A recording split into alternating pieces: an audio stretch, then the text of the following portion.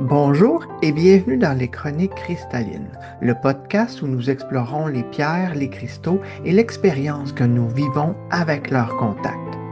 Je suis Stéphane Aubry, lithothérapeute. Je suis heureux de vous retrouver aujourd'hui. Bonne écoute et merci d'être là. Bonjour, bienvenue dans les Chroniques cristallines. Aujourd'hui, j'aimerais vous parler d'une pierre que je rencontre très souvent, que je vois presque partout, une pierre très populaire, une pierre que beaucoup de personnes portent au quotidien. Avez-vous vu un peu où ce que je m'en allais? La labradorite. Lorsque je demande aux gens pourquoi ils utilisent cette pierre, la réponse est souvent la même. Pour me protéger. Alors, je fais du théâtre un peu. Ouais. Donc, beaucoup de monde la porte pour se protéger. J'ai le goût de vous poser une question. Vous voulez vous protéger de quoi? Ou de qui? C'est intéressant. Parce qu'avec le temps, j'ai réalisé que la labradorite est probablement l'une des pierres les plus mal comprises en lithothérapie. Ben, pendant longtemps aussi, moi, je l'ai associé à la protection parce que c'est ce qu'il disait. Mais plus j'ai observé, plus j'ai pratiqué avec les labradorites, plus j'ai compris, défini ma propre définition de la labradorite un peu différente. Fait que ma compréhension a évolué. La labradorite, moi, me parle moins d'une protection contre le monde extérieur, mais plus une meilleure gestion de ma propre énergie. Je trouve qu'elle nous aide à prendre plus conscience de nos limites, probablement en fait, plus de nos limites, puis à reconnaître qu'on appartient à un tout. Fait que tout nous appartient, en fait, qui est autour de nous. Donc, elle va nous aider à revenir à nous-mêmes, nous aider à s'enraciner, se connecter en même temps. Fait que créer une colonne stable, une verticalité forte dans notre énergie. J'ai souvent observé que les personnes qui se sentaient rapidement épuisées par les autres vont être attirées peut-être vers la labradorite pour justement prendre plus conscience de leurs propres énergies. Donc, on prend conscience de nous avant de vous. Plus qu'on a cette conscience-là, plus on va voir venir en l'envahisseur, si on veut. Les personnes qui ont souvent tendance à beaucoup donner, à beaucoup absorber l'énergie des gens, à porter les émotions de leur entourage, c'est c'est ce que la labradorite va aider. Mais la labradorite, c'est pas une armure magique non plus. C'est pas parce que quelqu'un vous a dit d'en porter une que ça fait le travail à votre place. Elle remplace pas notre discernement, elle remplace pas nos propres limites, d'aller identifier nos propres limites,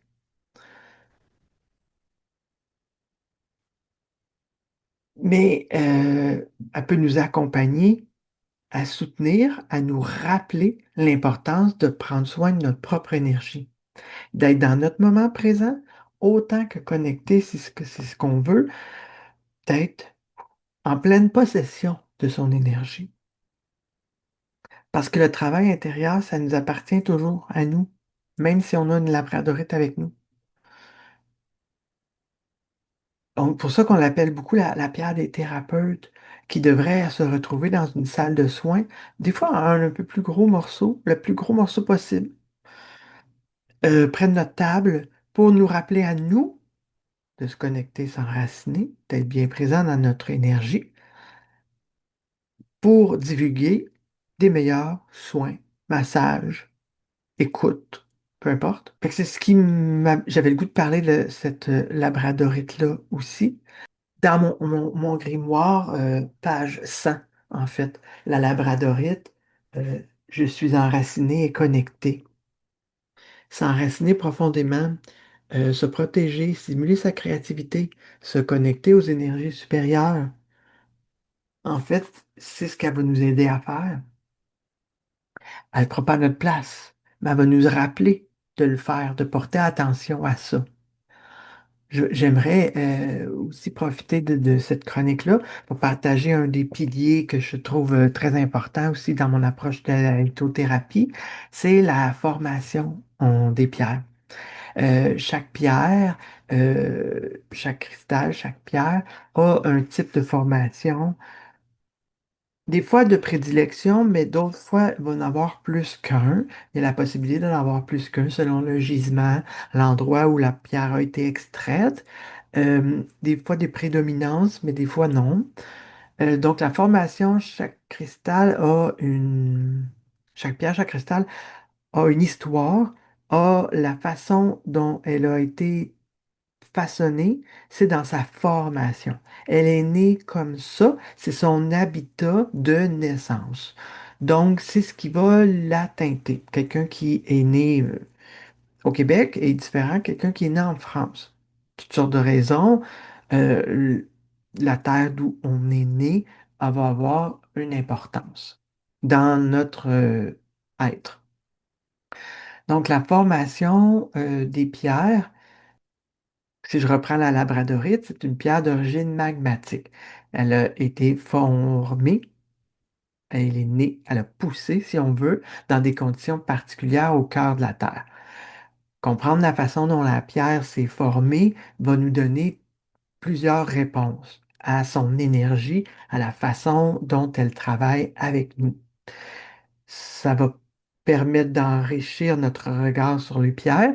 Ça va nous permettre de développer une relation plus profonde avec le monde minéral aussi. Toutes les pierres issues de la formation magmatique vont avoir comme mot-clé que j'aime bien utiliser, je l'utilise dans le grimoire. Toutes les pierres de formation magmatique vont avoir le développement, la profondeur, le dynamisme et l'organisation dans son adage, dans sa façon d'être aussi. Fait qu'au fil des années, j'ai appris que la labradorite est beaucoup plus qu'une simple pierre de protection. C'est aussi une invitation à mieux nous connaître, à mieux nous aligner, à mieux gérer nos propres énergies, à gérer nos limites, à développer davantage de présence, de discernement, de connexion. Fait que c'est ce qui est intéressant dans l'utilisation des pierres et des cristaux. À chaque fois que vous entendez cette pierre-là pour ci, cette pierre-là pour ça, il y a une part de vérité, certes, mais il y a aussi le côté, allez faire votre propre expérience, allez documenter, allez vivre vos expériences avec certaines pierres, tout en conscience, en les prenant de temps en temps, pas en les laissant dans le fond de la sacoche pour qu'ils fassent le travail que vous lui avez demandé aujourd'hui, mais en étant conscient de ça et de pourquoi vous l'avez pris et qu'est-ce qu'elle fait réellement. Comment je me suis senti aujourd'hui parce que je l'ai pris, comment je me suis peut-être plus affirmé, comment elle a fait juste un petit rappel de dire, ah oui, là, je me suis égaré, j'ai donné un petit peu trop, je veux juste comme donner assez. Et un des piliers intéressants, la formation de la pierre va teinter son énergie, va teinter la façon d'être. Et avec les mots-clés qui sont associés à chacune des formations, ben, on peut relier le pourquoi du parce que elle fait ci ou elle fait ça, ou elle agit comme ci ou comme ça avec moi. Merci d'avoir été à l'écoute de cette 7e chronique cristalline. Ah, j'aimerais vous laisser sur une petite réflexion. Première chose, quand vous voulez vous protéger, vous avez peur de quoi? Ça vient souvent d'une peur, le sentiment de vouloir se protéger. J'ai peur de quoi? Et si la protection commençait par une meilleure connaissance de nous-mêmes? Je vous remercie pour votre écoute. Je vous retrouve tout bientôt pour des nouvelles chroniques.